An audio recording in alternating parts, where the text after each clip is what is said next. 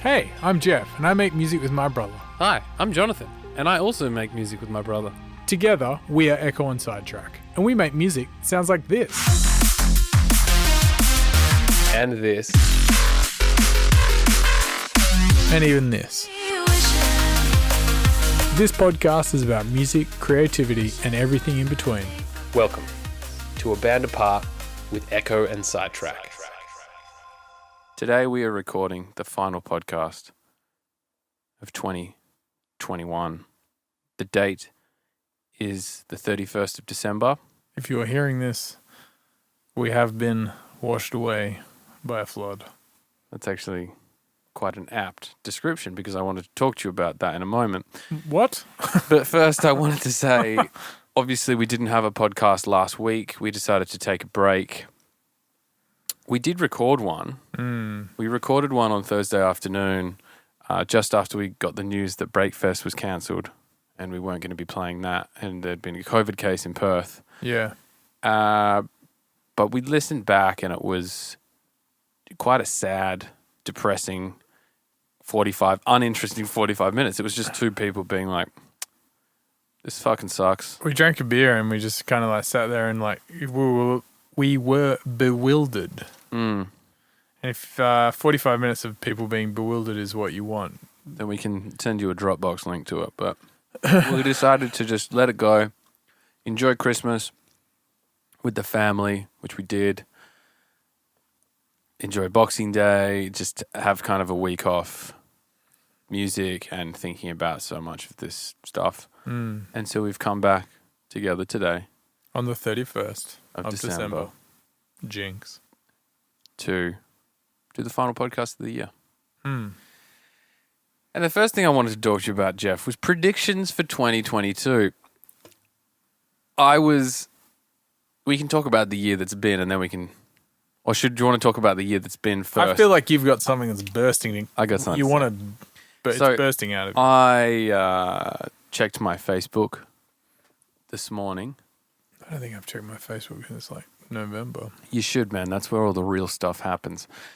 So I checked my Facebook this morning just before we started this, and an article popped up that looked interesting to me.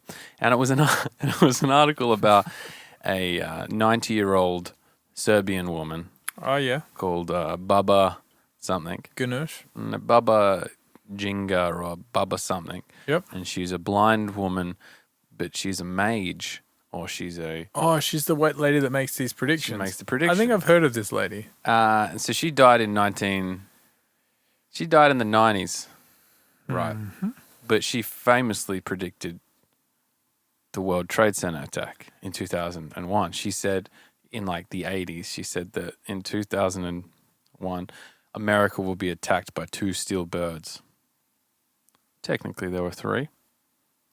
But we'll allow a bit of wiggle room on the future telling. But she said a bunch of crazy shit. She said the world's going to end in 71. She said Muslims will control Europe in 2047. She said by 2100, artificial sunlight will be the major source of our light. And she said by 2035 or maybe 2055, people will be living past 100 because of artificial organ stuff. And so, but how is she saying this? Like using her language of the 1990s. How did she know about artificial? I'm not too sure. I don't exactly know what she said. You know, it could be like she could have said something a bit more rudimentary rather than using a word like artificial intelligence. And it's been interpreted like artificial intelligence. Okay. But she had some predictions for 2022. Hit me. Ekko and Sidetrack to the moon. So she said there's going to be another pandemic. She said there's going to be a pandemic. This time there's going to be due to climate change, ice is going to defrost in Siberia, and it's going to unleash an old virus that's been frozen in time. There's going to be floods in Australia and somewhere else. There's going to be a huge famine in India. And basically, it was just a bunch of bad stuff. Does she say anything good? Not in that article.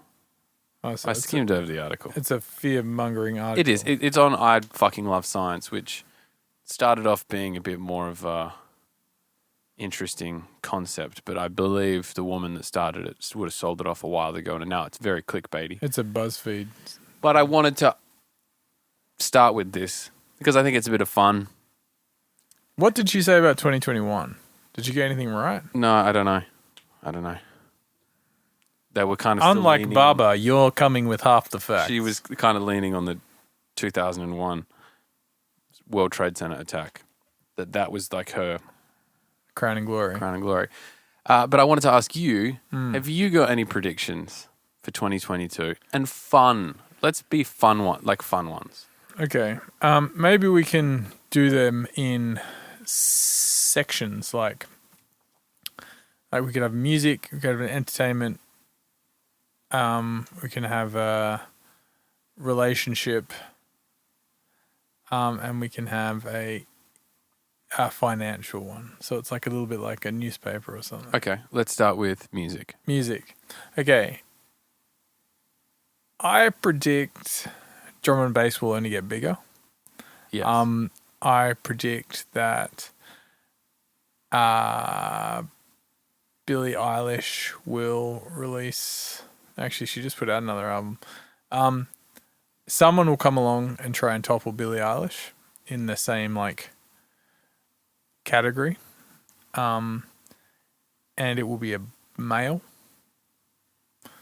I predict...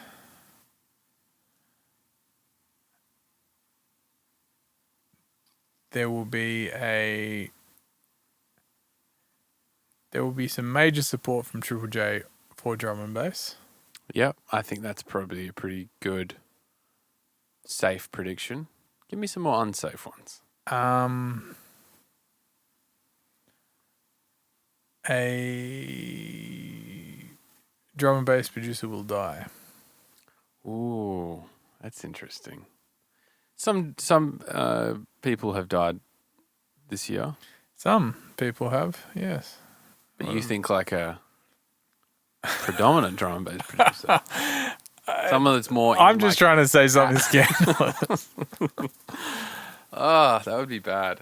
I think drum and bass is only going to go up. I think drum and bass will get into a new level in America. I think it won't be... At the moment, it's still trying to find its feet in some weird way, and it always has. But I think that the people that are turning 18 and like the 16-year-olds and like the people that... in America it's 21. So like the 18-year-olds, 19-year-olds, 20-year-olds that have had dubstep and EDM as their like thing. Since they were 14. They're going to search for the other thing, and I think that other thing is going to be drum and bass. I think they're going to want the fast thing, the faster music, and I think that people like Justin Hawkes, Reaper, Richter, Winslow, Own Glow, the American guys that have been doing shit for a while are going to be the base of the foundation. They're like the kind of like the old guard that will... Yeah, the new old guard. The new old guard in some way, you know? Okay.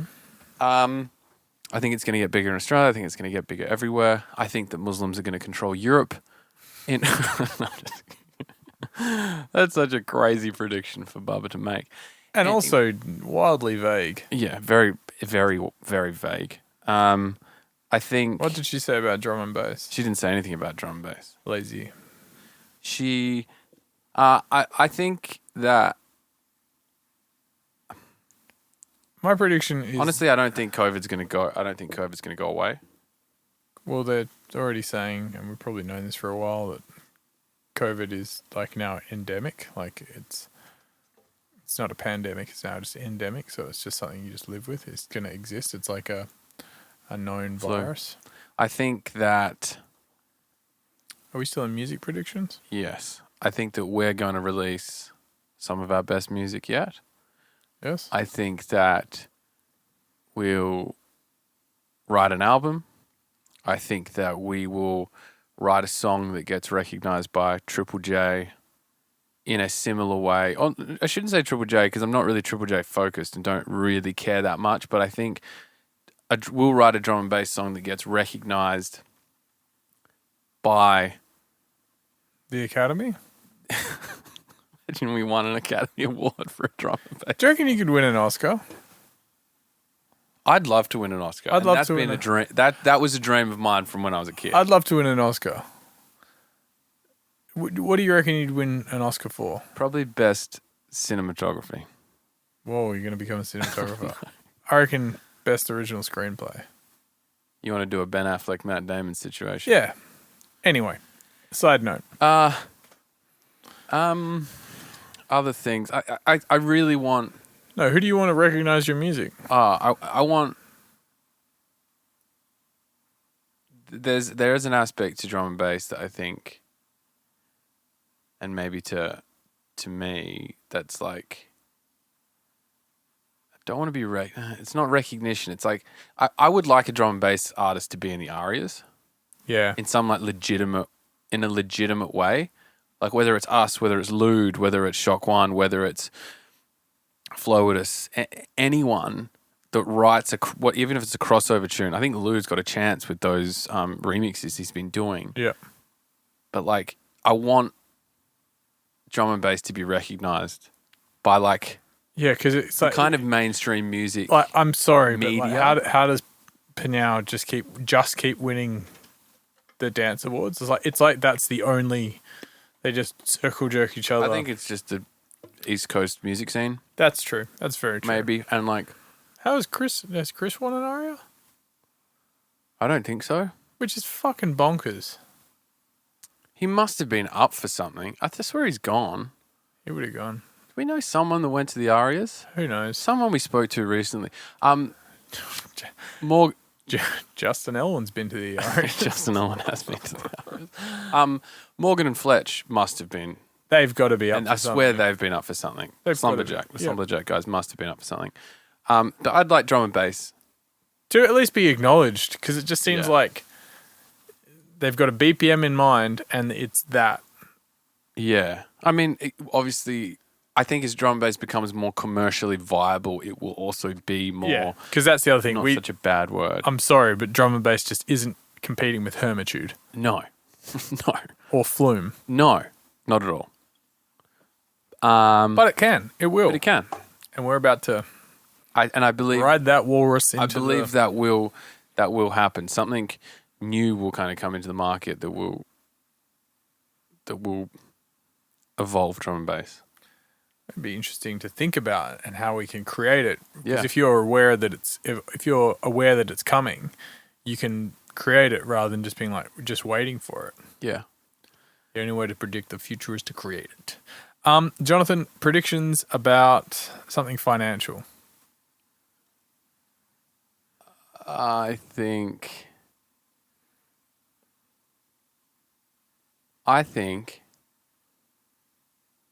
that there'll be a cryptocurrency. Actually, no, not a drop. I think something will. So if 2021's been the year of the I don't know. I'm the so year of out of the year of the NFT, what's 2022? Do you reckon it's the explosion of the metaverse? No, I don't think we're there. We're not there yet. No, but I think it's going to be the drop off of one social media platform.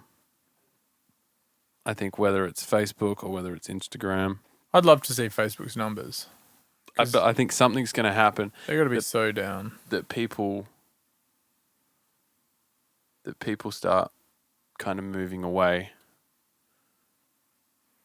I feel like things are going in that direction, like people are moving away from... People talk about moving away from social media and cancelling their not using their Instagram or not using TikTok or whatever. Yet I see more people utilizing that as their job.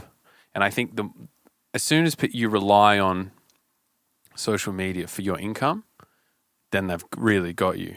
Whether you're an influencer or even if you're, to some degree, we rely on it to promote shows and like and subscribe, bros. to be seen. But if you're like, your job is to advertise on it, it's also like it's hard to, obviously you're not going to let go of that livelihood. Yeah, it's hard if you're reliant on a platform that is it can be like fashionable. If you're reliant on that for your sole income, it's like these predictions aren't that great, but I think they're just more jumping off points for conversation. Yes. If it's like, imagine on MySpace, like you had 500,000 people followed you on MySpace and you hit them and you were really good at communicating in MySpace, you'd be very resistant to go over to Facebook. Yeah. And then you can't port all your fans over. No. So you've got to, it's about capturing people and then being able to like, not market to them, but like talk to them regularly and have them remain engaged with what you're doing. I feel like some of these words have become negative connotations, like engagement, content, and fucking all these things. They've been like really commodified. Yeah. But at the end of the day, do good stuff. People will take notice and they'll be interested in what you're doing. Because did you hear recently about that YouTuber that got accused of maybe crashing a plane for the views? No. It's some ex-Olympian snowboarder guy, and he was like, the video basically starts with him going, he like flies and skydives and stuff, and he's like, I'm going to fly up my plane up to spread my mate's ashes at Mammoth. And so he's flying the plane by himself. The plane's rigged with several cameras. I mean, he is a YouTuber, but it's got like one on the wing, one on the thing, everything like that. And then he starts like fidgeting and like and then he's like, I think the plane's gonna crash. I'm gonna have to ditch it. And then he jumps out. And a lot of people have pointed out, it's like, dude, you're wearing a parachute from the start. Ooh. And like it's like that was his plan. Yeah, and he's said something previously like, I always wear a parachute when I fly. And then people have shown videos of him not wearing a parachute when he flies, and like That's people, really bad. yeah, and people are like, I hope the FAA get this fucker for literally probably causing a forest fire by ditching his plane. Or someone hiking, man. Exactly. Someone, or a hunter or someone just in the forest. Because then the video ends with him like getting rescued, quote unquote, rescued by a truck driver. And it's like this like video, and the video title is like, I crashed my plane. And like, so he's just like, I think I've got a prediction. It's just for the fucking views, man. Like, that's disgusting. That for the view thing is going to get out of hand. Yeah. Something's going to happen this year that makes people go, whoa, we need to stop. Like, you saw the photos of influencers at the Black Lives Matter protests, like standing up with a sign on the side of the road. Someone takes their photo and then they get back in a car. Yeah. So that's gross. That's really fucking gross. Yeah. We're going to see something similar to that, except on a much more dangerous, endangering someone's life. I think it's already happened. But something bad is going to happen, really bad, that is world news. That is like, is that gonna I pretended to crash a plane, but I actually killed everyone that was on the plane. Yeah, I mean, but will that wake people up? Will that make people stop saying like and subscribe, check out my fucking YouTube? You can say like and subscribe, but no, but I mean, like, I think as the world gets more desensitized to content and we look for what's the next thing, maybe there is a expiry date on attention. We thought that reality TV would expire. Everyone got so bored with it, but it just continues. It keeps coming back. It's not going anywhere. And I think some of the influencer social media culture is kind of a bit like that. It's just part of the game now.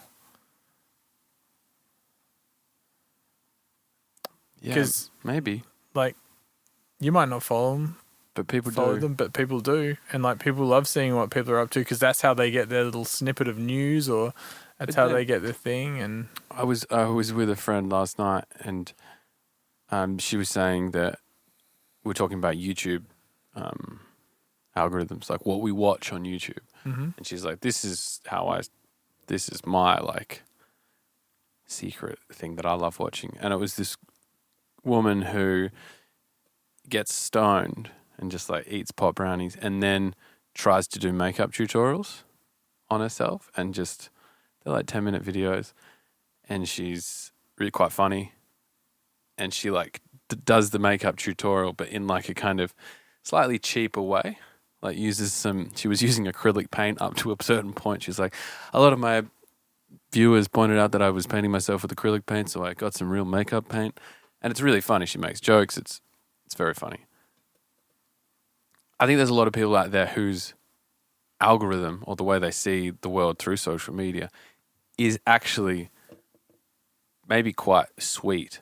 There's a lot of people that, I think it's great to be able to that. see all sorts of interesting stuff. There's a lot. I know when I was living with Tony, shout outs to Tony Shout out to Tony and Tash, and in London, we would often watch a guy who just goes out and does like suburban camping. He lived in like Alaska, but he'd like just go buy a tent and make like a 30-minute video about how he's going to live in this wooded area, and like how he's going to keep warm. He's like, I'm going to test out just some everyday tarpaulin to keep myself warm and see what I can do. And just, it was riveting.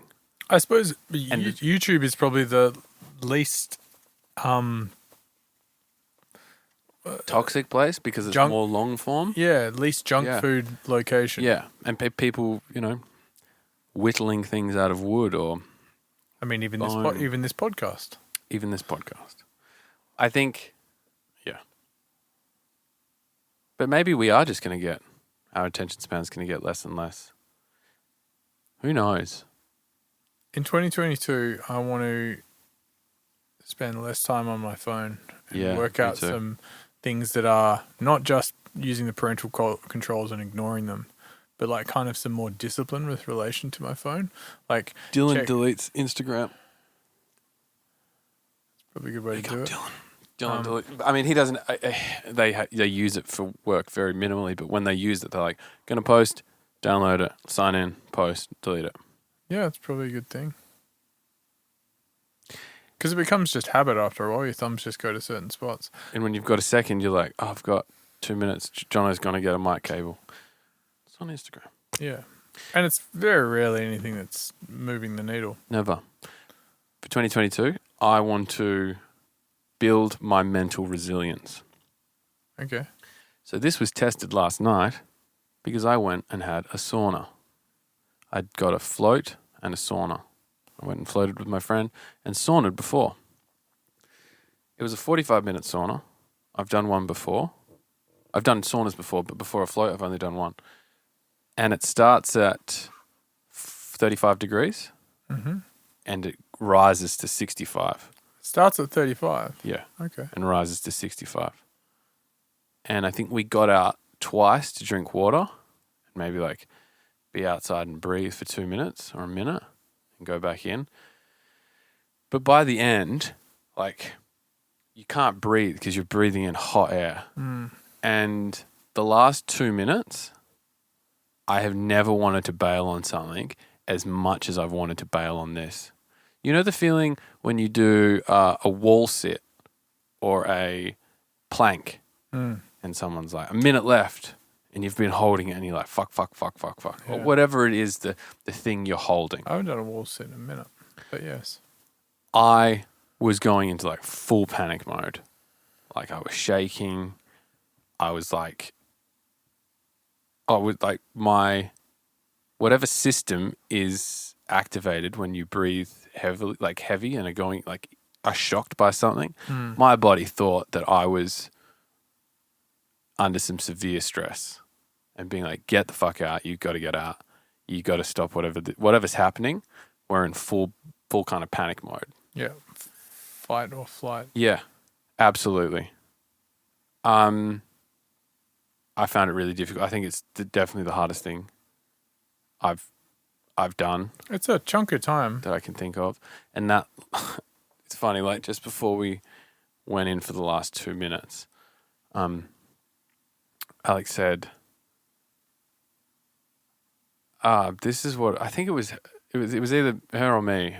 One of us said, how bad would it be to die in an oven? Oof. And like having that run through your mind of not being able to like escape the heat and breathe.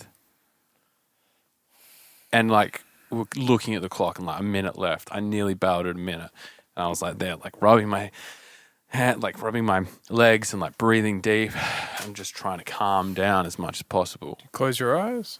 Use any meditation practice. Breathe through your nose.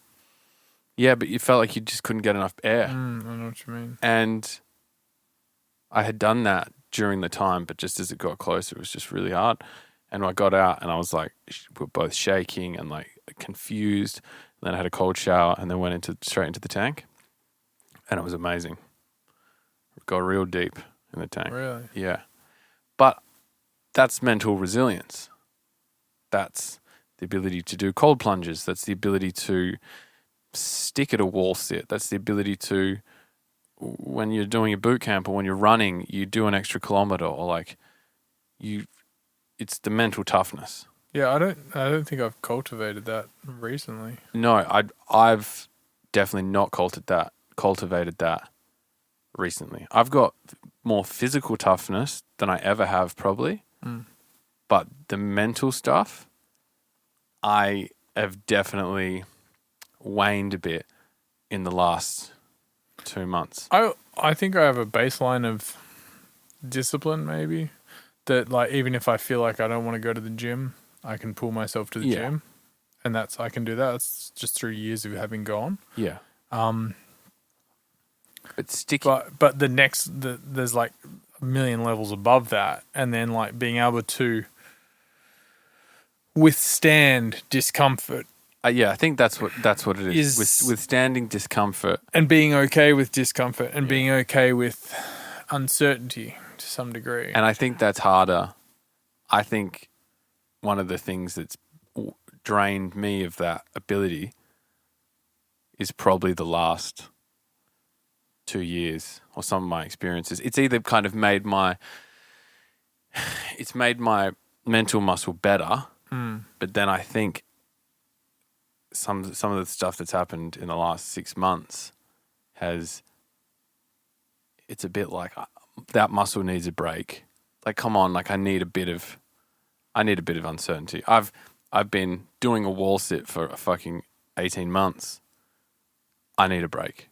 Yeah. I need a break from that. And I think that's partly due to COVID and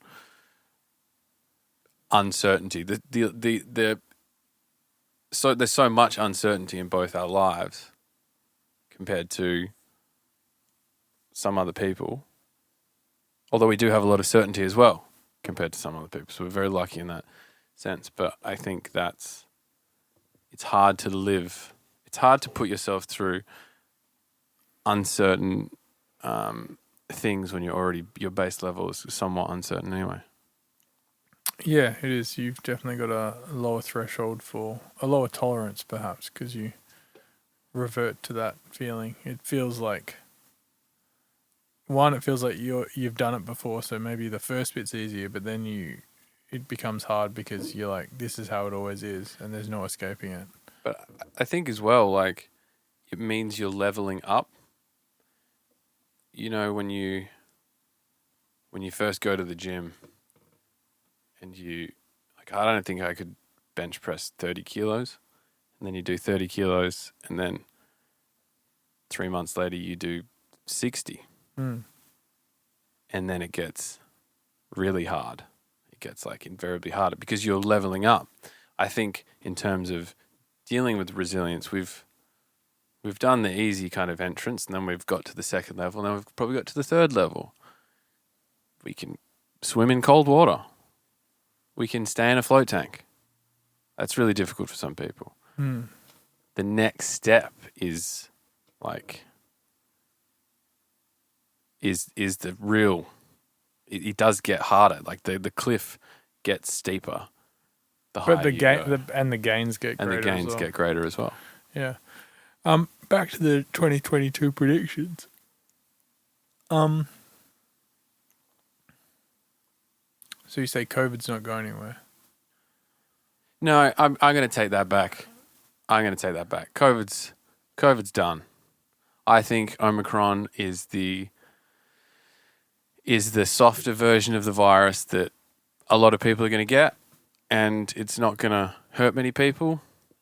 I think the vaccinations are going to help. What's going to happen when WA opens its borders on the 5th of February? I think we're going to get people with COVID, and I think COVID's going to affect a lot of people, but I don't think there's going to be many ICU hospitalizations.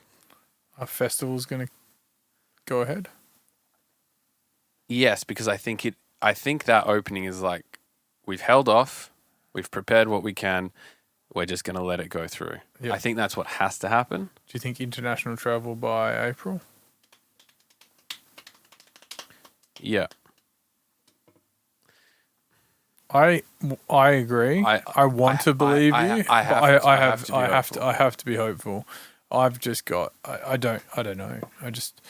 I want to say yes, and I'd like to work more on 2020 on manifesting positivity and things like that. Believing I can, therefore I can. But it's hard. It's definitely hard, especially this time of year, and you're like, it's just another fucking day. But there is something that feels like the end and then the start. Yes. And definitely. It's like my body just goes, all right, this is the end. And like some of it is scramble to finish things that you feel like you haven't done. And the other part of it is like, give yourself a goddamn break and just lay down and read a book. I never finished Mum's birthday video. I still haven't written a goddamn story. But I was planning, Jonathan, today to go home and at least write a draft. And you can. I can, but I've got other things to do. And I think it's okay. Like let's focus on we finished a remix that just got played on the radio. A lot of people don't know about. Yes. We'll make more noise about it as it comes to hand. We handed it in on Christmas Eve, which is our Christmas Day. Yeah. And that we got out of sheer an opportunity, we'll talk about that more in the new year, but it was a crazy opportunity that came about, and it's a really big thing, and it's like kind of a big deal. And we got another tune coming out that's kind of done. We've got a tune and coming then out. Another one. We're ahead. We've never been more ahead. We've never been more ahead before New Year's Eve, and this is an opportunity we don't have to play anywhere. We don't have to worry about a set. Obviously, we would have loved to play, but we've done enough. We've done enough. We've had a fucking great year. We've done enough. We did big headline show. We've played in New Zealand. I played in the last year. I've played in every state. Yeah, except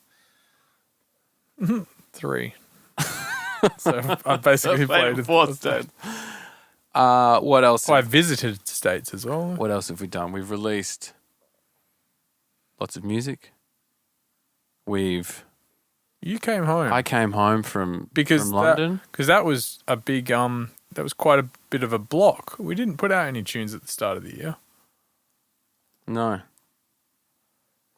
And this coming year will mark the first time that we put out tunes consistently.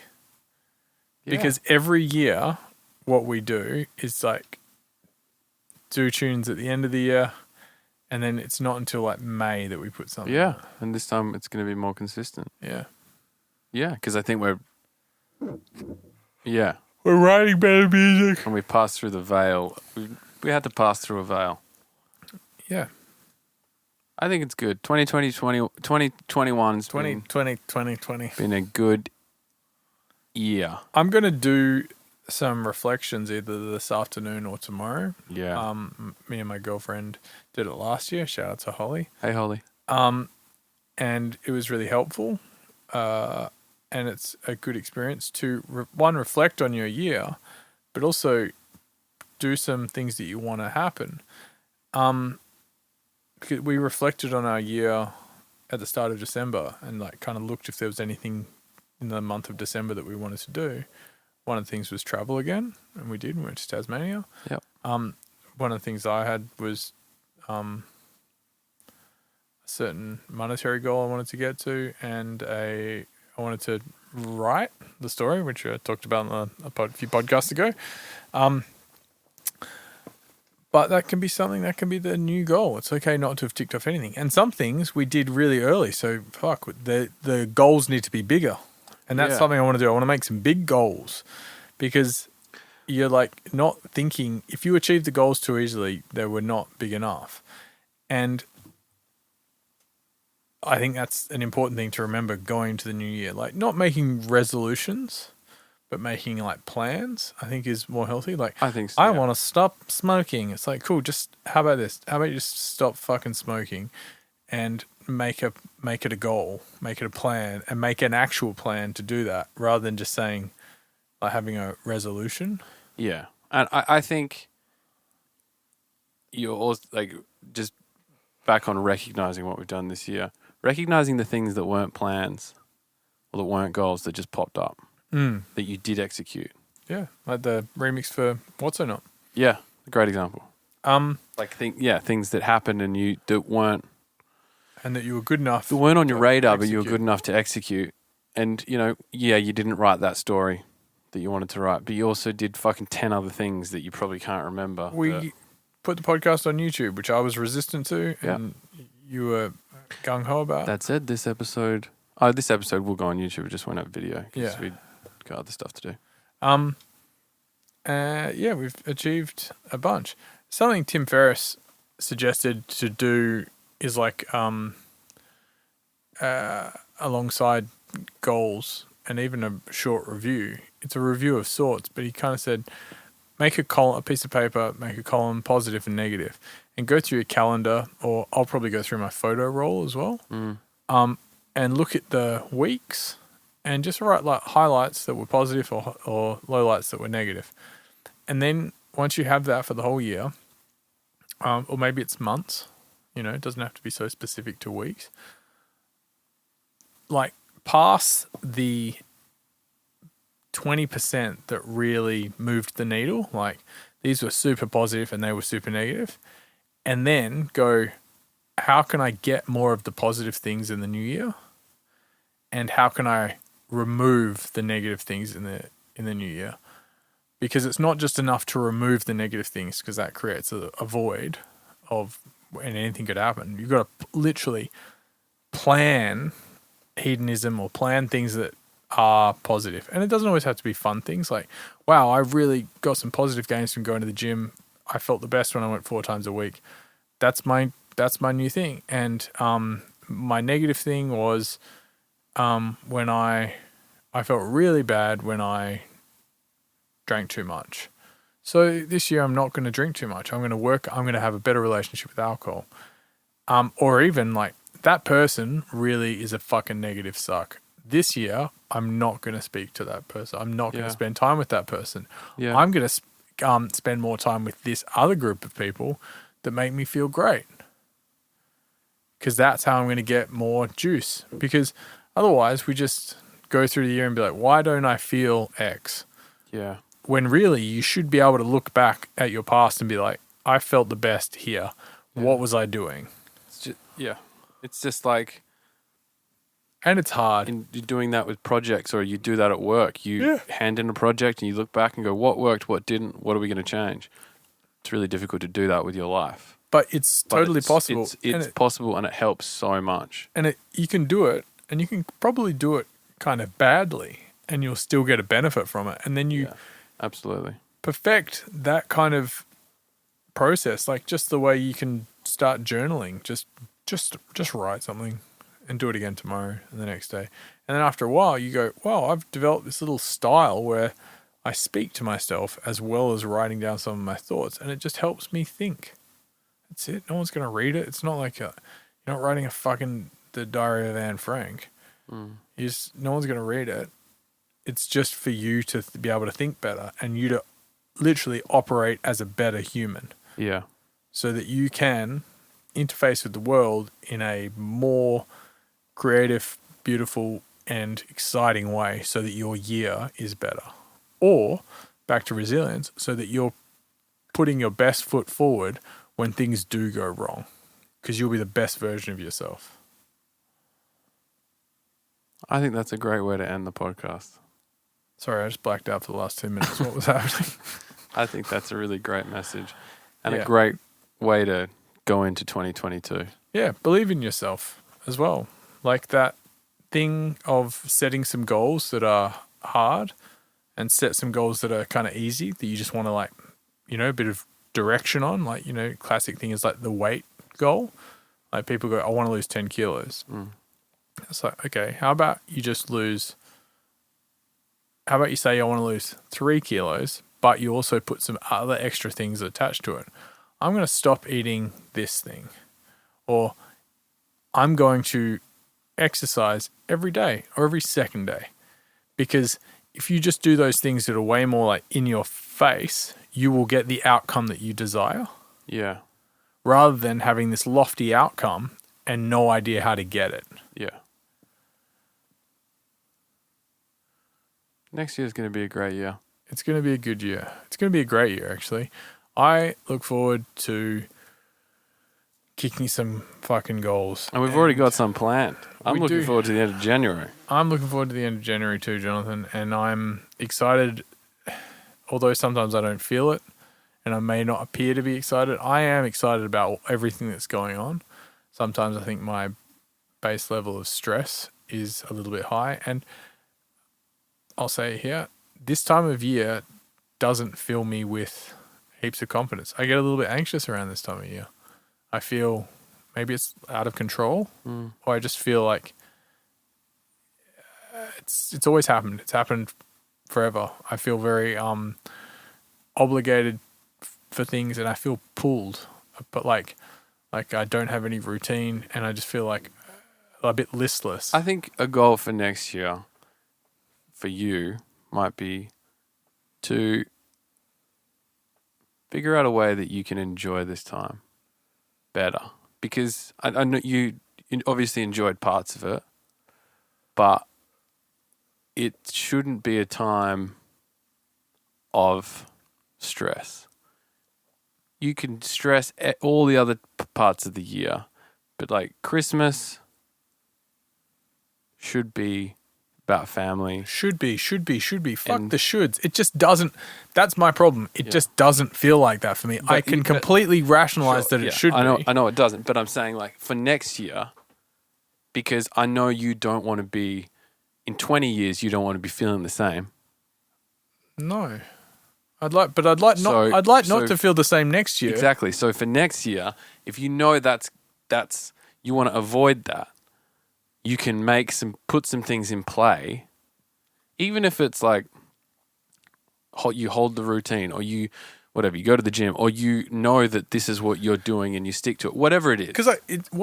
You don't come to the 15th of December or the 19th of December and be like, fuck, I've got to do this thing. I think some of it, do you know what it is? Everyone goes on holidays and I don't get holidays. You do. You can. Yeah, I can. You can have holidays. I might build it. Yeah, I'm going to actually, good point. That's a goal for next year. Build in. And you did actually go on a holiday in December. I did. And that's kind of what I thought.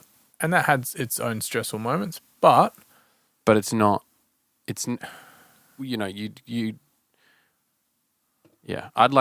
want to build in holidays in 2022. I want to I'm sorry, but I want some of the freedom that, a bunch of my mates go like, well, we should do this, we should do that. I'm like, I'm sorry, I'm busy. I honestly think this is going to, maybe we should have fucking finished the podcast earlier. Let's just finish it now. Some of the stress I feel in previous years has been mitigated because we have events around this time. So that's like events to strive for, but also punctuate moments. Yeah, I think it's important to, because we've played every year on New Year's, apart from last year, or gone to an event where we've celebrated. That's our holiday. We work up to the end, and then you play, and we're like, Happy New Year, celebrate with friends. Oh my God, we get to see 20 people that we love and never get to see. Yeah. But without those things, there is an element of like, oh, what do we do then? Which is why I guess we'll go to the studio. Well, that's it, man. Like, that's why I just want to come back to some routine. Like it doesn't feel like the 31st of December. In some ways it does, because it does feel like the end of something. But in some ways it could also be just the 10th of March. Yeah. I love you, buddy. I love you too. I hope you find some rest tonight. I shouldn't say that. Not rest. But I hope you. So it's the end of the year. Yeah, you're allowed to. Holly said something to me the other day that's like, if you're allowed to take any time off, this is when you should take it off. Yeah. But I don't feel like I'm allowed to. You are. I'm giving you permission. You can't give permission to yourself. I am giving you permission. Go to someone, call someone that you take permission from. I might not be the person because I think I'm pretty easy to dismiss with this type of thing, but fucking call someone you really look up to. Call Dan and be like, hey, I need you to tell me that it's okay that I have time off. I'm sorry, but I just can't. And that's how you can. I can, but I find it really difficult. I love you too, buddy. I love you. Thanks for talking to me. Thanks for doing the podcast. Thank you for doing the podcast. It's great. It's been fun. It's been a good year of casting. Yeah, so look forward to doing more next year. Big up. Happy New Year, everybody. I hope your New Year's is full of fun, laughter, safe behavior, and sending every one of you lots of love and kisses. Thanks for listening to this week's podcast. We are Ekko and Sidetrack on all social media. We've recently updated our YouTube. Go and give that a subscribe so you can keep up to date with all the latest video podcasts. And follow us on Spotify too so you can keep up to date with all our latest music releases. Big up.